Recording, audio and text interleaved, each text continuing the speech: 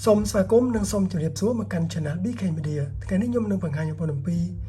វិធីធ្វើការតម្លៃជាមួយនឹង IIS ចំនួនថ្មីគឺចំនួនទី 18.7 ឬក៏បងប្អូនតម្លៃដល់ចំនួនទី 26.0 សម្រាប់អ្នកដែលគាត់ប្រើសេរីខ្ពស់ៗបាទអញ្ចឹងខ្ញុំសូមបង្ហាញត្រួតបើសិនជាបងប្អូនចង់តម្លើង IIS ដំបូងទី1បងប្អូនត្រូវតែមានថ្មលើសពី 50% ទី2បងប្អូនត្រូវតែមានអ៊ីនធឺណិត 3G 4G បានអ៊ីនធឺណិត Wi-Fi កាន់តែប្រសើរបាទរួមជាមួយបងប្អូនត្រូវតែមាន space ទំនេរឲ្យធំបាទដើម្បីធ្វើការ download IIS របស់គេអញ្ចឹងបើសិនជាបងប្អូនប្រើសេរីទាបបានន័យថាប្រើសេរីចាប់ពី iPhone XS បាទឡើងមកនោះគឺបងប្អូនតម្លើងដល់ version ទី18.7 ចំណែកឯអ្នកដែលគាត់ប្រើសេរីចាប់ពី iPhone បាទ11ឡើងទៅគឺអាចតម្លើងដល់ version 26បានដើម្បីធ្វើការតម្លើងខ្ញុំសូមបង្ហាញអំពីតារាងដែលគេដាក់នេះសិនបាទតារាងនេះគឺ IIS 26បាទជាមួយនឹង iPad 26នេះគឺចាប់ពី iPhone បាទ11ឡើងទៅបាទនេះគឺថ្ងៃដែលគេតម្លាក់មកបាទអញ្ចឹងយើងថ្ងៃទី16បាទចំណែកឯសេរីបាទ 18.7 IIS បាទ 18.7 ឬក៏ iPad បាទ 18.7 នេះគឺតម្លើងបានតែពី iPhone XS ទេបាទអញ្ចឹងបើសិនជាយើងមានសេរីក្រោមនេះគឺមិនអាចតម្លើងដល់ version 26ឡើងបានទេអញ្ចឹងដើម្បីតម្លើងគឺទី1បងប្អូនចូលមករក setting បងប្អូននេះមកបាទបន្តមកទៀតអ្នកខ្លះគាត់នឹងឃើញកន្លែងនេះគេដាក់ថា software update available លេខ1មិនឃើញនេះក៏មិនបញ្ហាដែរអញ្ចឹងបងប្អូនចូលមកកន្លែងពាក្យថា general នេះមកបន្តមកទៀតបងប្អូននឹងឃើញពាក្យថា software update បាទចុចមកដើម្បីវាការ check នៅ version បាទអញ្ចឹងក្នុងថ្ងៃទី16ខែ9បាទឆ្នាំ2025នេះគឺវាតម្លាក់មក2 version តែម្ដងសម្រាប់អ្នកដែលគាត់ប្រើស៊េរី iPhone ខ្ពស់ៗហ្នឹងទៅគឺអាច upgrade បាទដល់ IIS 26ឬក៏អ្នកគាត់ប្រើទូរស័ព្ទបាទ iPhone ទាបៗគឺ IIS បាទ 18.7 បាទអញ្ចឹងបើសិនជាបងប្អូន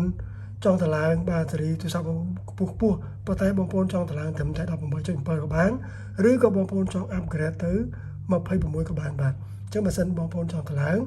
បងប្អូនចុចពាក្យថា update now មកហើយវាយ password បើសិនជាទូរស័ព្ទបងប្អូនដាក់ password បាទអញ្ចឹងអ្នកខ្លះក៏ដាក់4ខ្ទង់6ខ្ទង់បាទ password នេះគឺជា password បាត់បង់ទូរស័ព្ទបាទមិនមែន password iCloud ឬ password អ្វីផ្សេងទេបើសិនជាបងប្អូនចង់តម្លើងបានន័យថា upgrade ទៅ 26.0 ដែលជា official របស់គេគឺចុចកន្លែងនេះមកបាទវាត្រូវការ space បាទ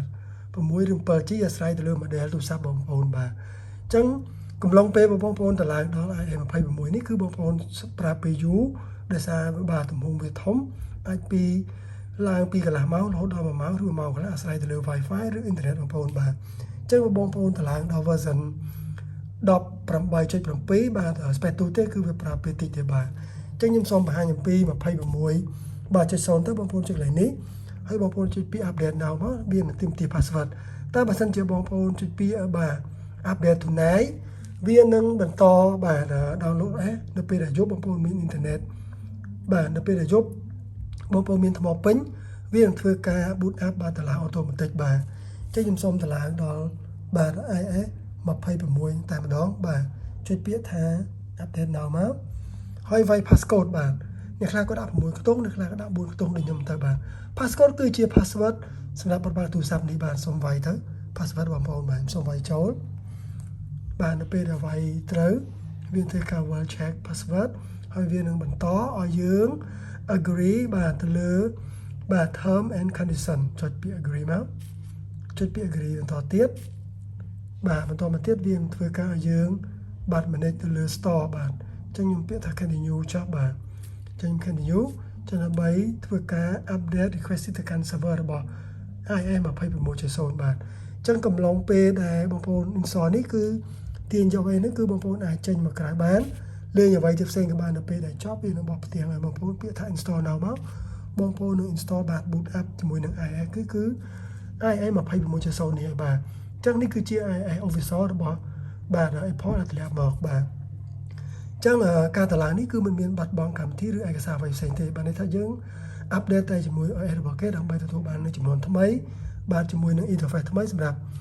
IIS 26បាទអញ្ចឹងបើមានការបង្ហាញកន្លែងណាខុសឆ្គងសូមខន្តីពីទស្សនា BK Media ផងសូមជួយ subscribe channel BK Media ផងសម្រាប់បងប្អូនអ្នកដែលគាត់មិនទាន់បានជួយ subscribe នោះបាទ សូមជួយ share វីដេអូនេះបន្តផងដើម្បីដឹងបងប្អូនគ្នាអំពីវិធីធ្វើការតម្លើង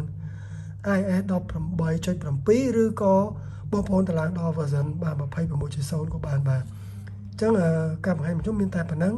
សូមជម្រាបលាបងប្អូន